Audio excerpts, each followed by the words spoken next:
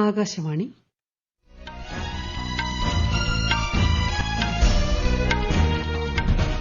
നമസ്കാരം.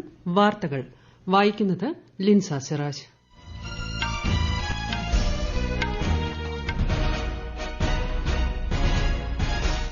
പ്രധാന വാർത്തകൾ. ഇന്ത്യ പാക് സംഘർഷത്തിനിടെ പാകിസ്ഥാൻ അനുവദിച്ച വായ്പയ്ക്കുമേൽ കർശന നിബന്ധനകളുമായി IMF. രാജ്യത്തെ 60 കോടി ജനങ്ങൾക്ക് ആയുഷ്മാൻ ഭാരത് പദ്ധതിയുടെ ഗുണഫലങ്ങൾ ലഭിക്കുന്നതായി കേന്ദ്ര ആഭ്യന്തരമന്ത്രി അമിത്ഷാ.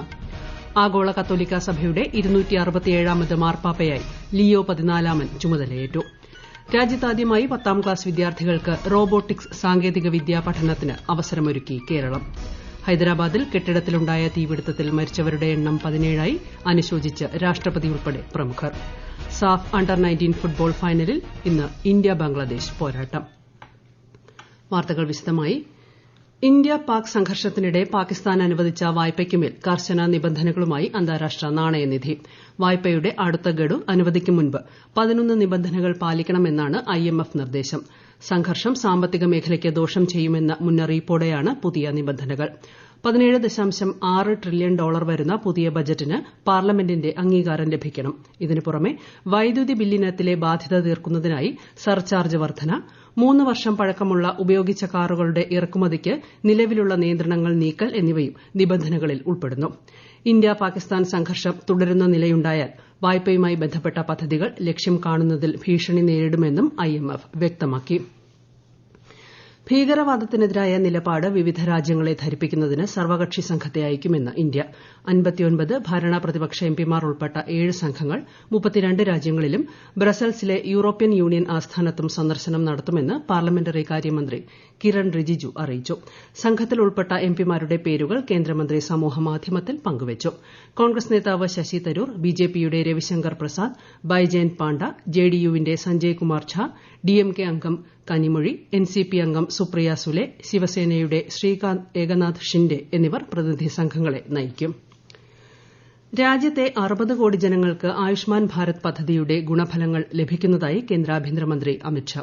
ഗുജറാത്തിൽ മെഹ്സാന ജില്ലയിലെ ഗൊസാരിയയിൽ പുതുതായി നിർമ്മിച്ച നഴ്സിംഗ് കോളേജ് ഉദ്ഘാടനം ചെയ്യുകയായിരുന്നു അദ്ദേഹം. കഴിഞ്ഞ 10 വർഷത്തിനിടെ വിവിധ സർക്കാർ പദ്ധതികളിലൂടെ രാജ്യത്തെ ആരോഗ്യമേഖലയിൽ വൻ മാറ്റങ്ങളാണ് ഉണ്ടായതെന്നും ശ്രീ അമിത്ഷാ പറഞ്ഞു. നേരത്തെ അഹമ്മദാബാദിലെ സയൻസ് സിറ്റിയിൽ ഗുജറാത്ത് സംസ്ഥാന സഹകരണ യൂണിയൻ സംഘടിപ്പിച്ച സഹകരണ സമ്മേളനത്തെയും അദ്ദേഹം അഭിസംബോധന ചെയ്തു. തെലങ്കാനയിലെ ഹൈദരാബാദിൽ കെട്ടിടത്തിലുണ്ടായ തീപിടുത്തത്തിൽ മരിച്ചവരുടെ എണ്ണം 17ആയി. മരിച്ചവരിൽ 8 കുട്ടികളും 7 സ്ത്രീകളും ഉൾപ്പെടുന്നു. അപകട കാരണം വ്യക്തമല്ല. കേന്ദ്രമന്ത്രി ജി കിഷൻ റെഡ്ഡി സംഭവസ്ഥലം സന്ദർശിച്ച് സ്ഥിതിഗതികൾ വിലയിരുത്തി. സംഭവത്തിൽ രാഷ്ട്രപതി ദ്രൌപദി മുർമു, പ്രധാനമന്ത്രി നരേന്ദ്രമോദി തുടങ്ങിയവർ അതീവ ദുഃഖം രേഖപ്പെടുത്തി.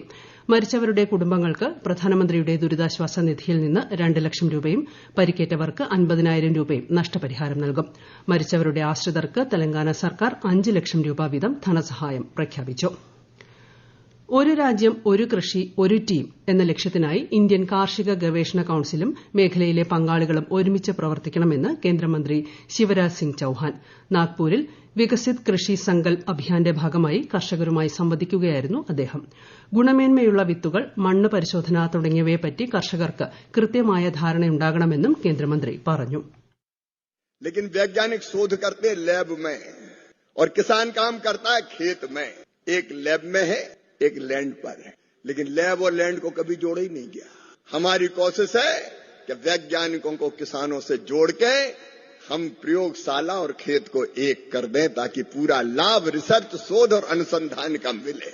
हमारी रणनीति है खेती को लाभ का धंधा बनाने की. नंबर 1 उत्पादन बढ़ाना, और उत्पादन बढ़ाने के लिए अब यही हम देख रहे थे. നാഷണൽ സോയിൽ സ്പെക്ട്രൽ ലൈബ്രറിയുടെ ഉദ്ഘാടനവും കേന്ദ്രമന്ത്രി നിർവഹിച്ചു. മഹാരാഷ്ട്ര മുഖ്യമന്ത്രി ദേവേന്ദ്ര ഫട്നാവിസും യോഗത്തിൽ സന്നിഹിതനായിരുന്നു. വിദേശകാര്യമന്ത്രി എസ് ജയശങ്കറിന്റെ ത്രിരാഷ്ട്ര സന്ദർശനത്തിന് നാളെ തുടക്കമാകും. 6 ദിവസത്തെ പര്യടനത്തിനിടെ അദ്ദേഹം നെതർലൻഡ്സ്, ഡെൻമാർക്ക്, ജർമ്മനി എന്നീ രാജ്യങ്ങൾ സന്ദർശിക്കും. 3 രാഷ്ട്രത്തലവന്മാരുമായി ശ്രീ ജയശങ്കർ കൂടിക്കാഴ്ച നടത്തുമെന്ന് വിദേശകാര്യ മന്ത്രാലയം അറിയിച്ചു. ഉഭയകക്ഷി ബന്ധം ശക്തിപ്പെടുത്തുന്നതിന് വിദേശകാര്യമന്ത്രിമാരുമായും അദ്ദേഹം ചർച്ച നടത്തും.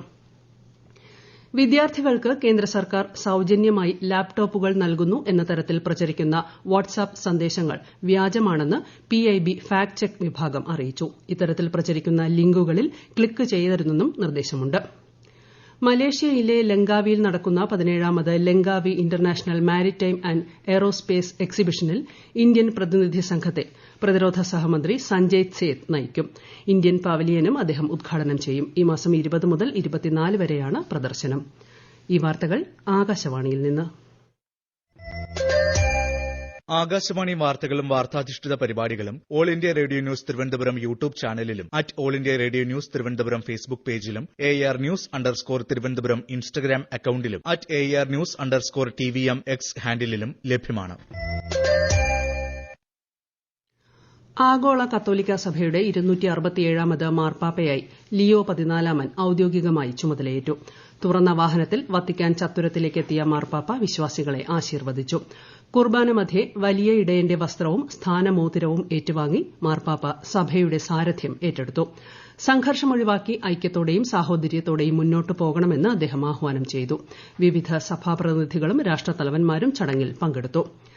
രാജ്യത്താദ്യമായി 10ാം ക്ലാസ് വിദ്യാർത്ഥികൾക്ക് റോബോട്ടിക്സ് സാങ്കേതികവിദ്യ പഠിക്കാനും പ്രായോഗിക പരീക്ഷണങ്ങൾ നടത്താനും പുതിയ അധ്യയന വർഷം മുതൽ അവസരമൊരുക്കി കേരളം. 4.3 ലക്ഷം വിദ്യാർത്ഥികൾക്കാണ് ഇതിന് അവസരം ലഭിക്കുന്നത്. കഴിഞ്ഞ അക്കാദമിക വർഷം 7ാം ക്ലാസ്സിൽ മുഴുവൻ കുട്ടികൾക്കും നിർമ്മിത ബുദ്ധി പഠിക്കാൻ അവസരം നൽകിയിരുന്നു. ഇതിന്റെ തുടർച്ചയായാണ് 8, 9, 10 ക്ലാസ്സിലെ ICT പാഠപുസ്തകങ്ങളിലും AI പഠനം ഉൾപ്പെടുത്തിയത്. കോവിഡ് മഹാമാരിക്കാലത്തെ കേരളത്തിന്റെ പ്രവർത്തനങ്ങൾ മാതൃകാപരമായിരുന്നുവെന്ന് മുഖ്യമന്ത്രി പിണറായി വിജയൻ. പാലക്കാട് ചിറ്റൂർ താലൂക്ക് ആശുപത്രി ഉദ്ഘാടനം ചെയ്യുകയായിരുന്നു അദ്ദേഹം. കോവിഡ് പ്രതിരോധത്തിന് മികച്ച ചികിത്സാ സംവിധാനമാണ് കേരളം ഒരുക്കിയതെന്നും മുഖ്യമന്ത്രി പറഞ്ഞു. 886 പ്രാഥമികാരോഗ്യ കേന്ദ്രങ്ങളെയാണ് കുടുംബാരോഗ്യ കേന്ദ്രങ്ങളായി നാം മാറ്റുന്നത്. 674 എണ്ണം പൂർത്തിയായി കഴിഞ്ഞു. 5000-ലധികം ജനകീയാരോഗ്യ കേന്ദ്രങ്ങൾ സജ്ജമാക്കാനായി. നമ്മുടെ ജില്ലാ ആശുപത്രികളിൽ സൂപ്പർ സ്പെഷ്യാലിറ്റി സൌകര്യങ്ങൾ ലഭ്യമാക്കിയിട്ടുണ്ട്. കാത്ത് ലാബും ഇന്റൻസീവ് കൊറോണറി കെയർ യൂണിറ്റും എല്ലാം ജില്ലാ ആശുപത്രികളിൽ സജ്ജമാക്കാനായി. താലൂക്ക് ആശുപത്രികളിലെ ഡയാലിസിസ് യൂണിറ്റുകൾ ലഭ്യമാക്കാൻ പലയിടത്തും കഴിഞ്ഞിട്ടുണ്ട്. 83 താലൂക്ക് ആശുപത്രികളിൽ ഡയാലിസിസ് കേന്ദ്രങ്ങൾ സജ്ജമാക്കിയിട്ടുണ്ട്.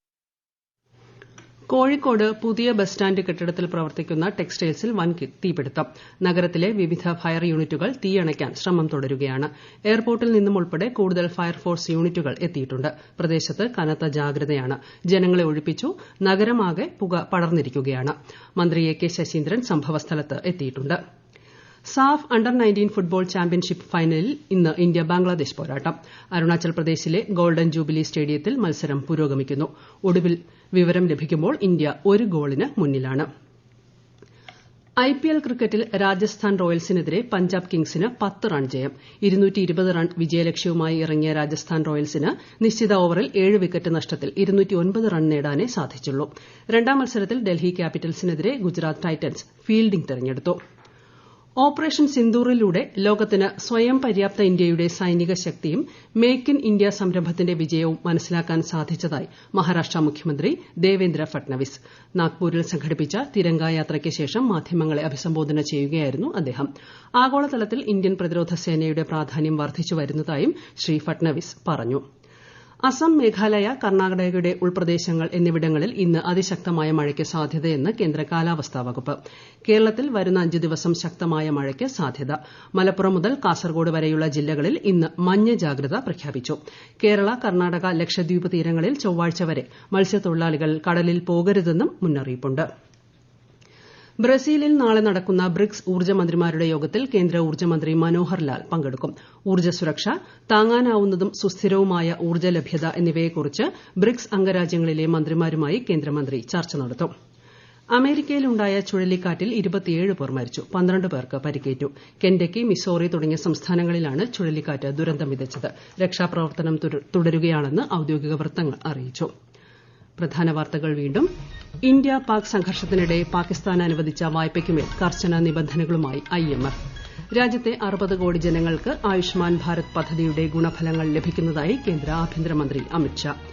ആഗോള കത്തോലിക്ക സഭയുടെ 267ാമത് മാർപ്പാപ്പയായി ലിയോ 14 ചുമതലയേറ്റു. രാജ്യത്താദ്യമായി 10ാം ക്ലാസ് വിദ്യാർത്ഥികൾക്ക് റോബോട്ടിക്സ് സാങ്കേതികവിദ്യാ പഠനത്തിന് അവസരമൊരുക്കി കേരളം. ഹൈദരാബാദിൽ കെട്ടിടത്തിലുണ്ടായ തീപിടുത്തത്തിൽ മരിച്ചവരുടെ എണ്ണം 17ആയി. അനുശോചിച്ച് രാഷ്ട്രപതി ഉൾപ്പെടെ പ്രമുഖർ. സാഫ് അണ്ടർ-19 ഫുട്ബോൾ ഫൈനലിൽ ഇന്ന് ഇന്ത്യ ബംഗ്ലാദേശ് പോരാട്ടം. വാർത്തകൾ കഴിഞ്ഞു. അടുത്ത വാർത്താ പ്രക്ഷേപണം രാത്രി 8:35.